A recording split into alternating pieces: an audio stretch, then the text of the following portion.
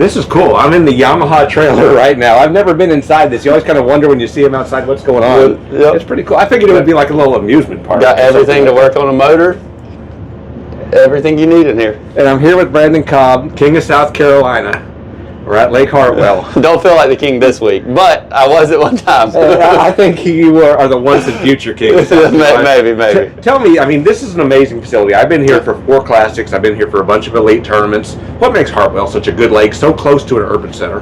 Yeah, so Hartwell, the reason it's such a good tournament lake, especially, well, number one is Green Pine Landing here. I mean, so most lakes when we go around the country, they have some big facilities, but they're usually way up a river or they're near the big city, like you said. Like, there's a lot of lakes that have a great facility for tournaments, but they're near the big city, and traffic's bad or it's way up the river. Well, right here in Anderson, traffic's not that bad. It's big enough city to have everything, but you got Green Pine, it's right in the middle of the lake here. So you can fish the Tougaloo River, the Seneca River, 6 and 20 Creek, Andersonville Island, or the dam are all like a 15 to 20 minute run on a lake this size from Green Pine Landing. That's why it's such a good tournament. Like, and Hartwell is unique in the fact of you see us travel around the leach, all over the country, and generally you see the entire top 10 like in one creek, one river. Right. That doesn't happen at Hartwell. Hartwell, every section of the lake is pretty much as good as another. It's all good. What's weird to me is I had been here for those classics, and I had been here this time of year. We're here right now, late April. Fishing's good a lot of places late April. Then I came here last October, and we crushed them. It's a lake is it good 12 months out of the year? So spotted bass have made it good 12 months of the year. The largemouth fishing, not gonna lie, some months largemouth fishing is a little challenging, but the spotted bass pretty much always bite. So it's that's what makes this lake good. The really big fish, you see it this week, you see it every time. The really big fish are largemouths. So they don't bite all the time, but the spots kind of always bite, and they're getting to be pretty dang big. So it's pretty much 12 months of the year you can catch, a 20 fish days average. Really? Yeah, pretty much 12 months a year. And that's 20 spots usually, and then add in a few largemouth. Yeah, exactly. Yeah, and a lot of times you catch 20 largemouth. But when it's like pretty much any time, even when it's tough, as you said, like September is a little tough, you're still going to catch 20 fish.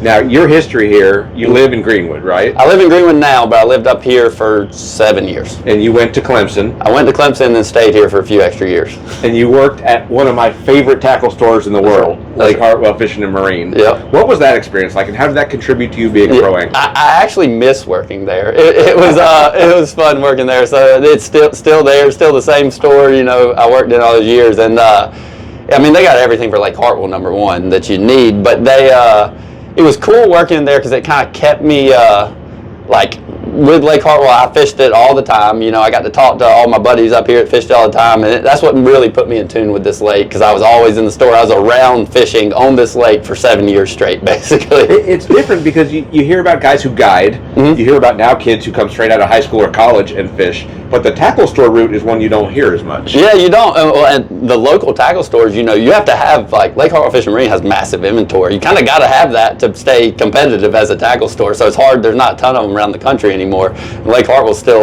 one of them that has survived and is doing well. And they got everything you need for Hartwell, too. It's amazing. I stopped in this morning, and, I'm a tackle warehouse junkie, but there were so many herring baits or local jigs or local hand pours there. Yeah. You have national major league sponsors like Zoom. Is this your Zoom head of the year? This one's been for this season so far. We'll probably have to get one more before the year's over. So, but do you stock up when you come back to Lake Hartwell at some of the local stuff? Too? Yeah, so that's the one thing too is chrome baits are really big here. Well, they'll actually get a lot of baits that aren't available in chrome. Like, they get their local stuff, they get it chrome for the stores, things like that. So yeah, you got to go there to get your local herring baits. Now, Hartwell is a huge lake, a popular tournament lake. If someone wants to fish elsewhere in South Carolina, what are some other bodies of water you like? This is a pretty cool place to fish because there's a lot of them. But Lake Murray, you've seen us there on the leads. It's really good. It's real popular, but good. But actually, the one lake down from Lake Hartwell here, Lake Russell.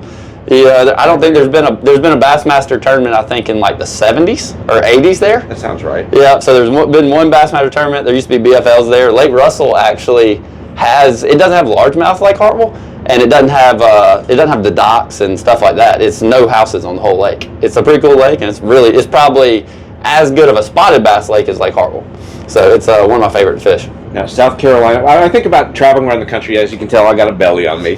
I go to Texas for barbecue. I go to New England and eat lobster. What do people eat in South Carolina that's distinctive?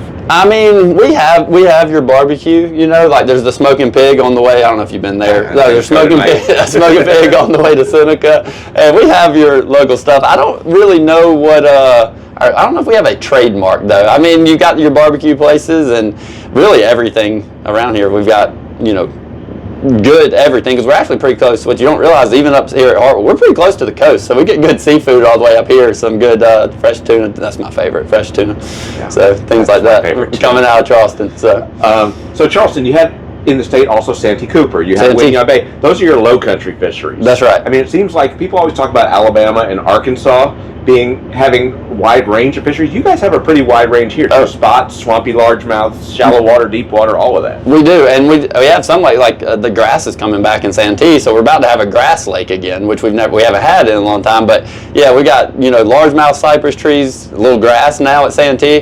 Got clearwater spotted bass up here. We got redfish in Charleston. I got a saltwater boat that I go redfishing about 10 times a year, so it's a great place. I actually too, well, a lot of people don't know, not far from right here in Anderson, you can go to like Walhalla, South Carolina, catch trout, mountain trout. Really? Yeah, they stock them in the mountains up here. When I lived in Clemson, I'd go once a week and go trout fishing in the mountains. That's so really cool. You could almost in 3 days you could go catch mountain trout, bass, and redfish. Besides, you may not want to give this away, but besides Hartwell, besides Santee Cooper, besides Russell, is there a place in South Carolina you'd like to see an Elite Series tournament go? Clarks Hill. Clarks Hill split, you know, Georgia, South Carolina, just like Hartwell. But Clarks Hill, there's been Elite there, just not since I've done it. So it's to me, Clarks Hill's. You've got your tournament class lakes would be like Hartwell, Santee, Murray, but Clarks Hill is right there on the caliber with them as far as massive lake and good fishing. What are some products that you have coming out this year with ARC or with anyone else that's new that people need to check out? Yeah, so, you know, this week I spent a lot of time throwing my greenfish buzzbait and had some fish after it. Just didn't work out for me, bad luck. But we've got my greenfish buzzbait and jigs, but also my Cobb Series ARC rods. I know a lot of people are wondering where they are because they've been sold out for 6 months. And I guess. Yeah, and I get hundreds of messages a week of, where's your rods? Why are they sold out? Did you leave ARC? No, I didn't leave ARC. We redid the rods to make Gen 2, and they're just taking a little longer to get here, to get ready to ship than we hope. But I've been using them. They're much, much better even than the Gen 1, and they'll be here soon. Hopefully real soon. And if people want to follow you in your career, what's the best social platforms to look for you? So Instagram and Facebook is where I keep the most active. I've actually got pretty active in YouTube, but I'm actually fishing a couple different trails this year, so I'm really busy. I haven't been as active on YouTube for the fishing season, but in the off season, I'm big on YouTube. So Instagram, Facebook, and YouTube in the off season. And one last question I got to ask. You're going to Lake Fork next. Yeah. A place that you probably like a little bit. Yeah, I like it. What's it like to catch a double dibs with bass in competition in an Elite Series tournament on TV? Well, so it helps the nerves when you don't realize it's a double digit when you see it. It was spawning fish. So I didn't know it was that big and didn't know when I hooked it was that big. But catching a double digit bass is probably the coolest thing I've ever. It's the only one I've ever caught, believe it or not. And it was a perfect time. It was on live camera in a tournament online, so it's indescribable. And I got a replica made of it at home. My wife got for me, so I'll remember it forever. Awesome. Check him out, Brandon Cobb. One of the happiest, most smiling people in bass fishing. Even when things don't go exactly his way, fortunately, things go his way a lot more often than they don't. I hope so the rest of the year.